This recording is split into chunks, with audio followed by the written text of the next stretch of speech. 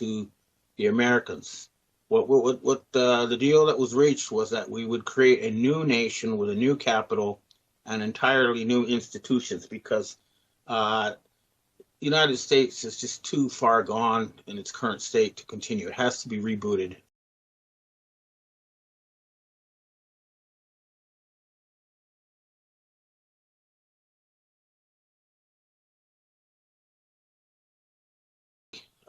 There's going to still have to be a jubilee, and the process of creating and distributing money will have to be returned to the people.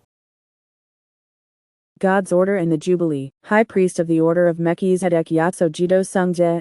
1. God's Law and Order Jubilee, and the Prohibition of Interest. The Bible clearly records the laws and order of Sungje that humanity must follow. In particular, there are laws established directly by Sungje for economic justice and social restoration. 1. The Principle of the Jubilee. The Jubilee is a year in which all debts are cancelled, slaves are freed, and land returns to its original owners, reflecting the justice and mercy of Sungje. Consecrate the 50th year and proclaim liberty throughout the land to all its inhabitants. It shall be a jubilee for you. Each of you is to return to your family property and to your own clan. Leviticus 25:10. However, the law of the Jubilee is not merely a social reform but a foreshadowing of spiritual restoration within Sungje's covenant. The complete fulfillment of the Jubilee can only be achieved through Yaso Jido Sungje. 2. The prohibition of interest, the unjust financial system. The Bible explicitly commands that one must not charge interest when lending to a fellow believer. Do not charge a fellow Israelite interest, whether on money or food or anything else that may earn interest. Deuteronomy 23:19. Charging interest creates structural injustice, making the poor poorer and the rich richer. It is evident that today's financial system violates this biblical principle. 2. Yaso Jido Sungje, High Priest of the Order of Melchizedek. Yaso Jido Sungje is the eternal High Priest in the Order of Melchizedek. You are a priest forever, in the Order of Melchizedek. Hebrews 7:17. Melchizedek Genesis 14:18 was the king of righteousness and peace whom Abraham met and was blessed by. Yaso Jido Sungje follows this order as the eternal high priest. Therefore, the Jubilee and all biblical covenants can only be fulfilled through Yaso Jido Sungje, not through human institutions. 3. The role of kings and rulers. Sungje originally did not desire Israel to have a human king, but rather, to be ruled by judges. In those days Israel had no king, everyone did as they saw fit. Judges 21:25. Rulers appointed by Yaso Jido Sungje must implement the Jubilee, according to Sungje's law and principles, exercising authority not of their own but given by Yaso Jido Sungje. 4. The recipients of the Jubilee, the people of Sungje. The blessings of the Jubilee are not for all humanity but only for those who have been reborn as the children of Sungje. Yet to all who did receive him, to those who believed in his name, he gave the right to become children of Sungje. John 1:12. This means that those who reject Sungje and do not follow his laws are excluded from the blessings of the Jubilee. Conclusion. The Jubilee and the prohibition of interest are not merely Old Testament laws but crucial principles reflecting Sungje's justice and mercy. The kings who disregarded Sungje's established order all face judgment, and even today, those who violate Sungje's law will inevitably face consequences. However, the complete fulfillment of the Jubilee is only possible through Yaso Jido Sungje. Those who believe in and follow Yaso Jido Sungje will become children of Sungje and receive the blessings of the Jubilee, while those who do not will not escape Sungje's judgment. Yaso Jido refers to Zeus Christ, Son of God, in Chinese characters, where Yaso represents Zeus and Jido represents Christ. Sungje, Shin, refers to God, who comes from seventh heaven.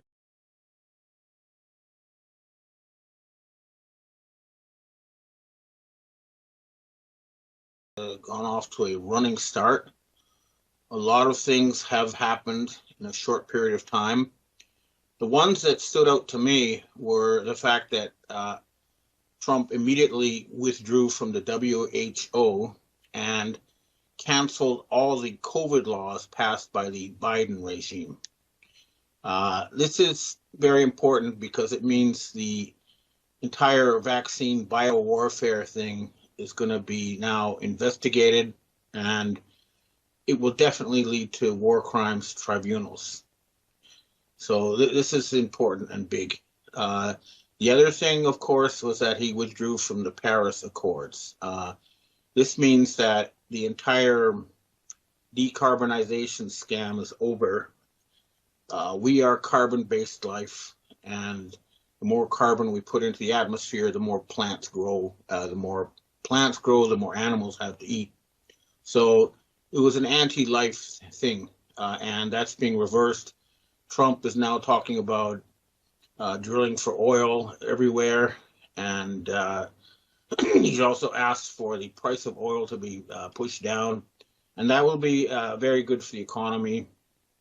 Now, the other thing is he fired about 50 long-term deep state operatives, or removed their security clearance, which means that they no longer have protection and they don't have access to secret information. This is people like Bolton and Hayden and that whole lot of what I call the Nazi faction of the Khazarian mafia. So they've been put out, and that will have lots of repercussions in the days and weeks to come.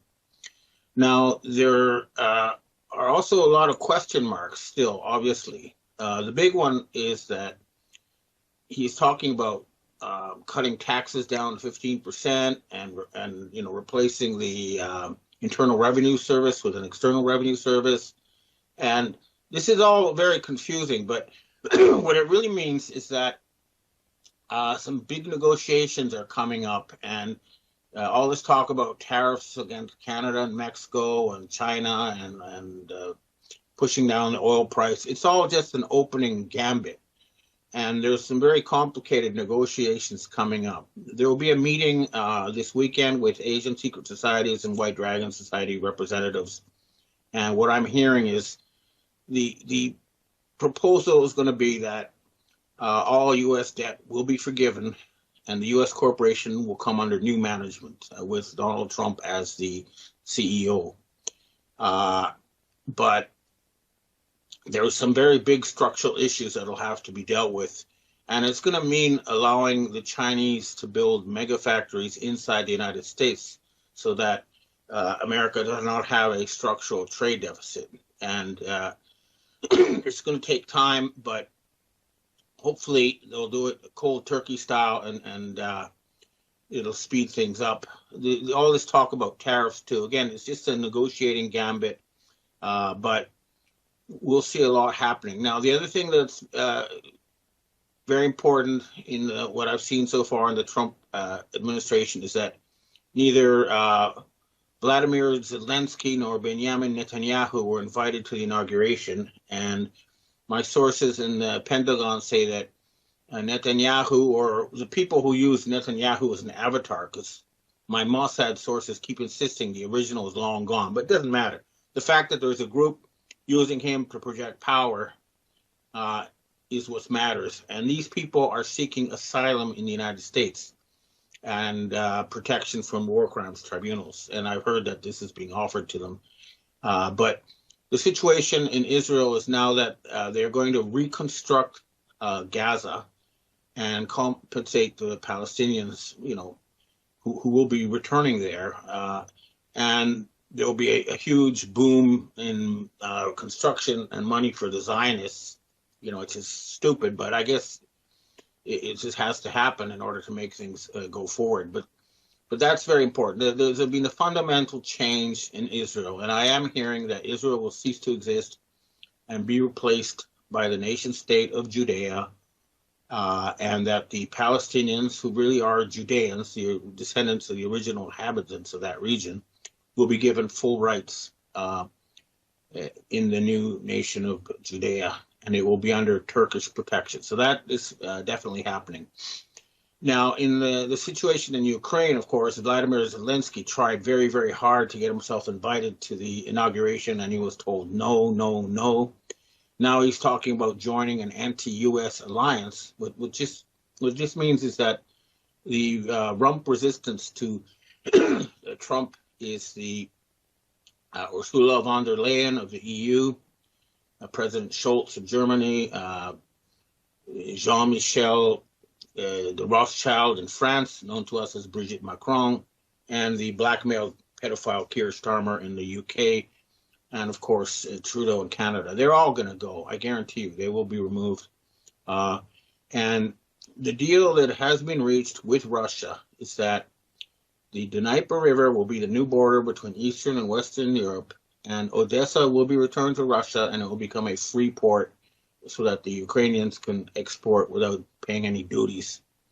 And all this is being decided, but there's still an awful lot of work to do. It's just not going to be an easy thing. The easy stuff has been done, but clearly there's going to be a lot of major changes coming over the following year. The victory has been won, but now the reconstruction process is going to start, and this is not going to be an easy thing. But U.S. will be reindustrialized, and some sort of deal with Mexico and Canada will be reached. But what I think Donald Trump needs to understand is that the Canadians are not just going to accept subservience to the Americans.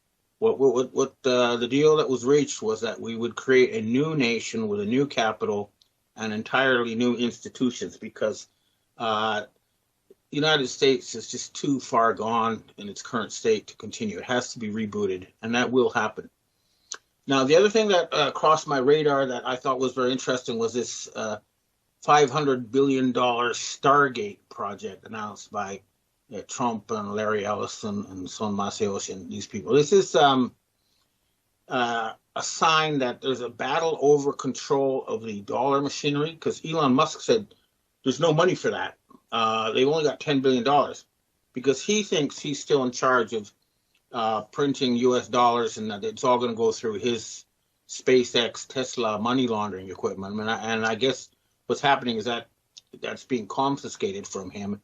And Larry Ellison and these people are going to try to take over that mechanism. But ideally, at the end of the day, there's going to still have to be a jubilee, and the process of creating and distributing money will have to be returned to the people. That will probably be forced on the U.S. by the BRICS and by Japan, because they are the biggest creditors. That is, people who actually have real money backed by real stuff, as opposed to debt inside bank computers. And the people at the World Economic Forum still have to be dealt with. Here we have, I saw Larry Fink speaking there, saying that, it's easier to replace people with machines in countries that have shrinking populations. It shows that he's working for the malignant artificial intelligence that the Gnostic Illuminati warned about. The other thing that's happening is they still have their weather warfare equipment, because they hit Florida with giant snowstorms, which has never happened before. And they're still attacking California with, airborne lasers to start fires. So these people still need to be dealt with. And there are threats coming to Japan. In the past week, I've received threats that they're going to hit the Nankai Trough, which is would cause a gigantic earthquake in the Kansai region, that is around Osaka, Kobe. And they also, I got threats that they're going to cause Mount Fuji to erupt. And I need to keep repeating to these idiots that this is a two-way street. They do that, we hit La Palma, and the area around Lake Geneva will become a giant crater, okay? So stop threatening with weather and earthquake weapons. That's a two-way street, and you're going to get hit a lot harder. So don't do that anymore. It's not going to work. And we expect some sort of big moves involving India, Africa, and China that will fundamentally change the nature of the current global architecture. And we expect that the United Nations will be replaced by something new, and it won't be headquartered in New York. But again, this has all just started. It's been very promising so far. One area of concern, though, is that we're still not seeing any talk about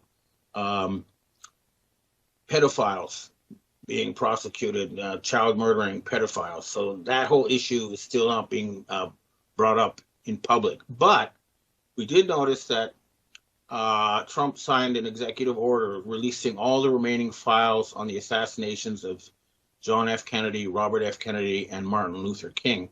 And that will definitely point to David Ben-Gurion, the former Prime Minister of Israel, and the Rothschild family. So that's a big one.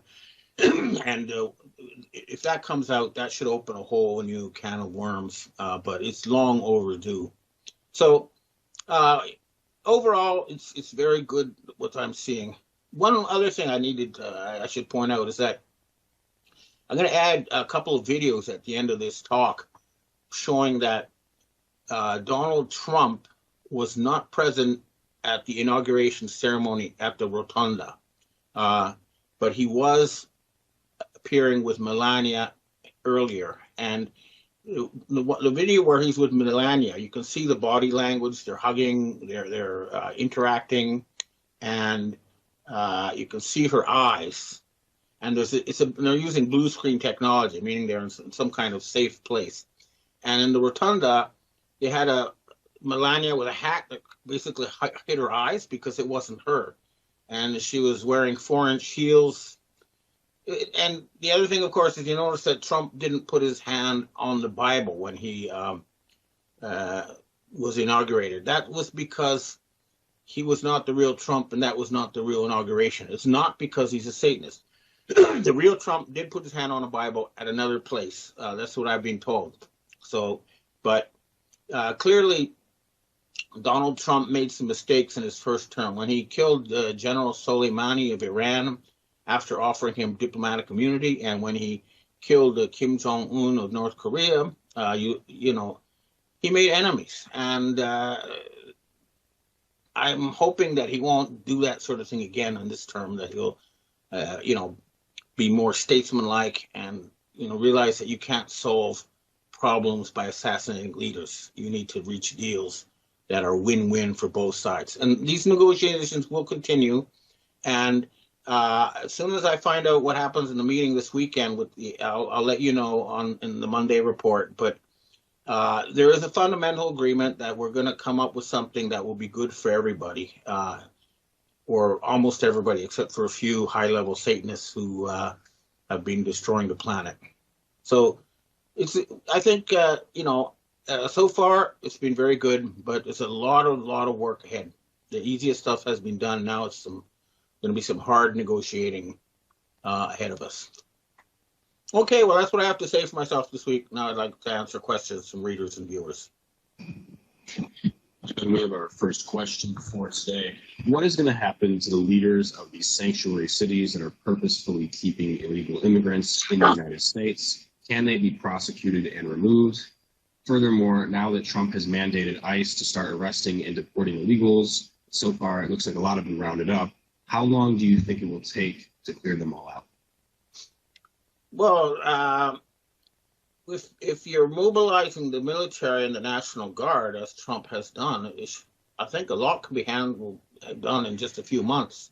But what I think they need to understand is that they have to distinguish between illegals who are doing useful work like harvesting crops and illegals who are just using their Soros debit cards and are causing crime. So hopefully they'll go after the criminals and leave the hardworking people alone. But we'll see, because you know, not all the illegals are bad for the United States. So I'm hoping there'll be a rational policy. But there can be no doubt that millions of military-aged males with criminal backgrounds were led into the United States, and they have to be kicked out, and they will be kicked out. As far as the mayors and sanctuary cities and stuff, I do expect a lot of people are going to go to jail for a lot of crimes. But, you know, now that the Department of Justice is once again going to serve justice, it's going to be up to them to do that. Next question. Hi, Ben. Elon Musk recently did a Roman salute after giving a speech. Is this some sort of sign? Is it important? Does it mean anything? Or is it just Musk being an oddball? Well, the Roman P2, P3 Freemasons say that Musk is their man. So if he gave a Roman salute, I think he was just letting people know, he's backed by the that particular faction, the Black Sun organization. And we are going to have to reach some sort of deal with them because they're extremely powerful. And if we want to avoid World War III, a deal is going to have to be cut with that faction, and it will be. Next question. And then continuing on that, in your opinion, do the P3 Freemasons have the world's interest? When I first met them, they said that they saw a huge mass death event coming in the future, and that it was inevitable that huge amounts of humans would die. They didn't say they were in favor of it, but that was their vision of the future. But I understand now, they realize that that's not going to happen, that instead there's going to be a balance between the yin and the yang, and that opposing forces will work in harmony, not try to destroy each other. So I think now they are in favor of a solution that does not involve an Armageddon. But they definitely say they're going to keep causing trouble until some sort of world government is announced. That's their view. Next question. So then, can you clarify any difference you see between the deep state, the Khazarian mafia, and the rest of humanity, specifically if you see non-human entities, extraterrestrials involved with or influencing the deep state? Do you see a connection between satanic practice and ritual and the extraterrestrial? I keep hearing about extraterrestrials, and as far as I can tell from high-level face-to-face contacts, the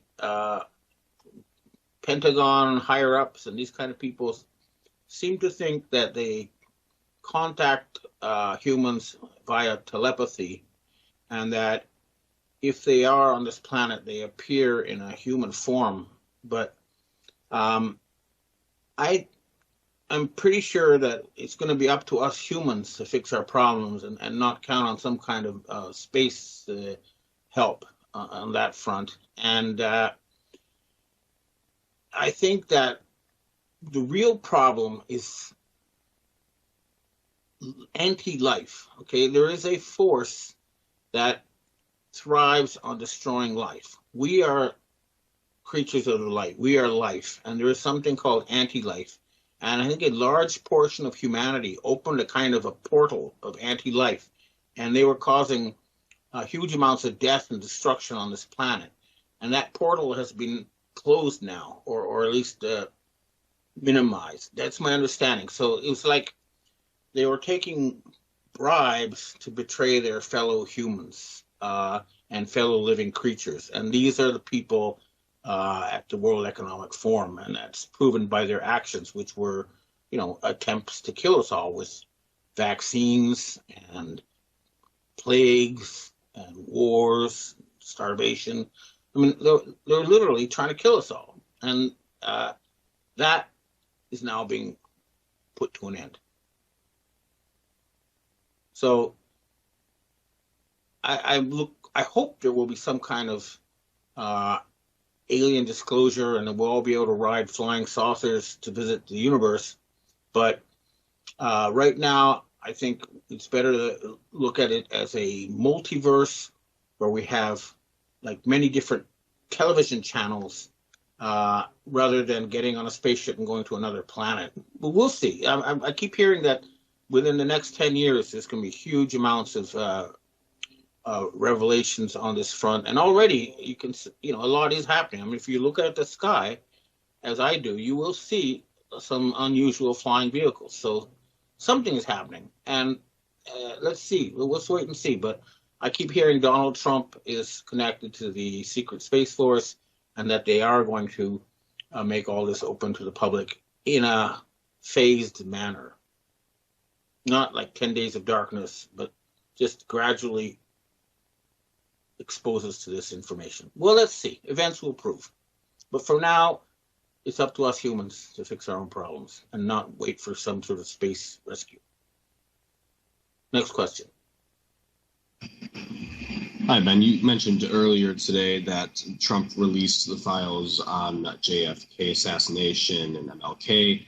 Do you think that that's for the good of the people, or is that just a distraction for what's really going on? Now that Trump is in office, so many things seem to be happening at such a fast pace. It's hard to determine which events are even pro-white hat and what is pro-KM. What events do you foresee happening in the future that would be a good sign that we're on the right path? Well, the important thing about the JFK assassination was that he tried to take control of the Federal Reserve Board away from the Khazarian mafia, and he was publicly executed for that. So by releasing, if they really do release the JFK files, they'll find out that he reached a deal with President Sukarno of Indonesia to use Indonesian gold to back a new dollar that would not be controlled by the people in Switzerland. So if that's the revelations we get, then it'll be a sign that the Federal Reserve Board will be shut down and control over money will be returned to the people. But let's see. I mean, he said he signed the executive order, but we haven't seen the release yet. So let's see what comes out of that. Okay, next question. Hi, Ben. We have our last question for today. Will Biden's presidential pardons be taken seriously? Will there be any way to prosecute these nefarious individuals who clearly don't deserve pardoning? Also, why didn't Biden pardon himself? Was this a Biden Alzheimer-addled brain mishap, or was this calculated?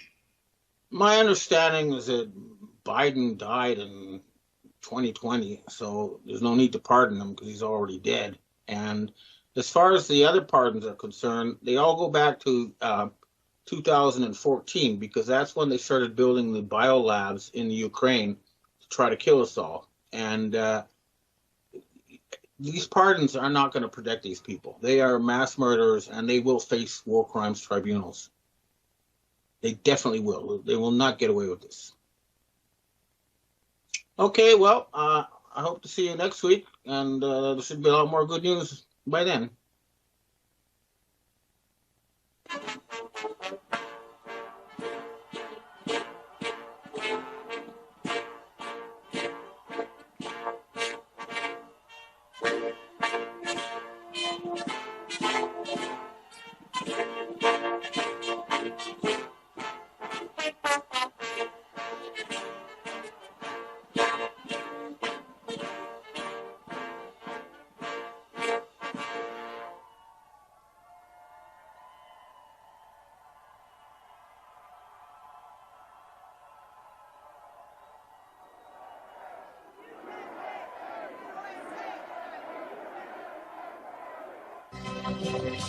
Oh, glory. Hallelujah. Glory,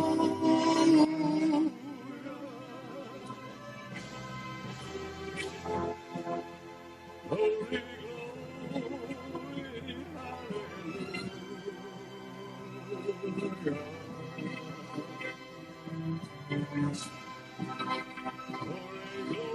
hallelujah.